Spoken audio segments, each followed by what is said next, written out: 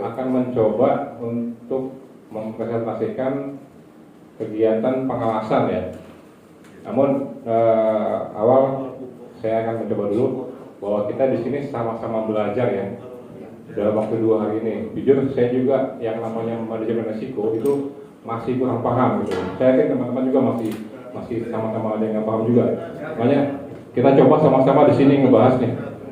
Ya, kelihatan nggak gambar saya? Oh nggak kelihatan, Paris.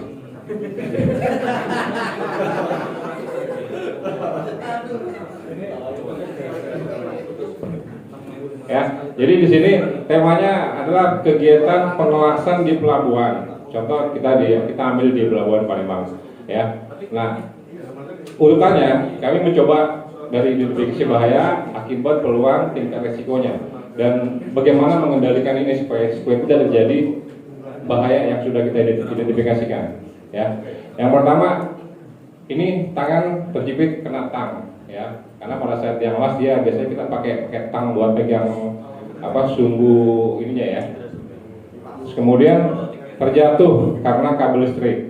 Ya, biasanya dia sebelum dia ngelas dia ngangkat kabel apa segala macam, mungkin kepleset, terjatuh, ya.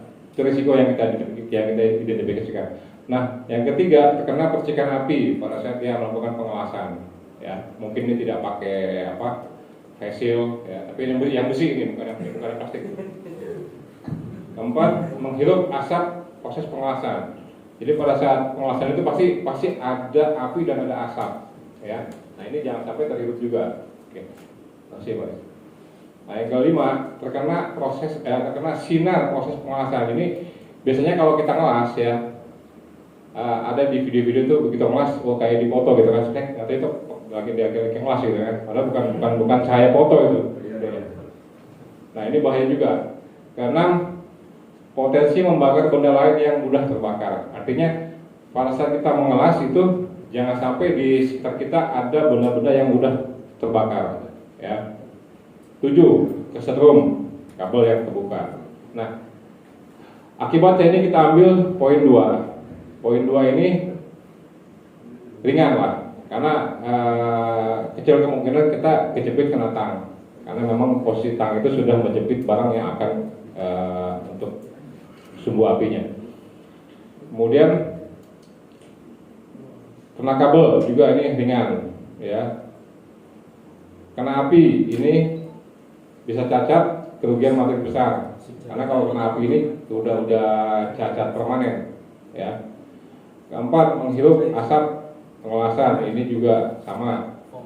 Ya, nomor 3 nih, hilang hari kerja, karena setelah kita asap otomatis kita akan sakit, kerja nggak masuk kita pasti. Kemudian kelima akibatnya 3 juga. 6, membakar benda lain yang mudah terbakar, potensi ya. Ini 4 juga. Nah, oke. Balik ke sini. Saya cuma ingin coba sama-sama belajar, kita menjelaskan setelah kegiatan ini. Ada pengendalian yang kita bahas di sini ada seperti ini gitu loh.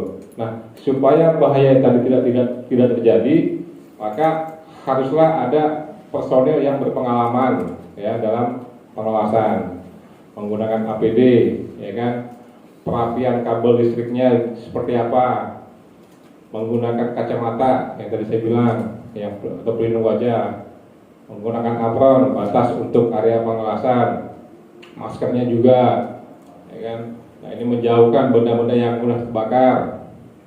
Penyediaan apar perlu juga nih, menggunakan kabel yang sudah SNI, ya, serta ada pengecekan kabel dan pengawasan dari aplikasi. Tapi semua ini bisa kita lakukan, ya, kalau di awal sudah kita lakukan izin pengawasan kepada pihak terkait, ya itu baru bisa kita laksanakan. Mungkin itu dari saya. Mungkin Pak Aris bisa menambahkan seperti apa? Silakan Pak Aris. Baik, terima kasih. Mohon izin waktu sebentar. Jadi yang perlu kita garis bawahi di situ adalah menjauhkan benda yang mudah terbakar. Itu yang paling penting. Karena apa? Kadang kita kalau kecerobohan kita seperti satu materai, satu saja kalau memang kita lakukan itu terjadi kesalahan, maka fatal. Karena kenapa? Ini pengerasan menjauhkan benda mudah terbakar. Dalam hal ini kita serbu kayu bisa menghantarkan. Apalagi di dalam tambak itu kita melihat ada sejenis jerigen atau kaleng yang berisi mungkin bahan bakar ada di sampingnya. Nah itu perlu dijauhkan dulu. Jadi sebelum kita melakukan pengelasan, pastikan area wilayah kita di mana kita akan melakukan pengelasan harus steril. Karena apa? Kita berhadapan dengan api.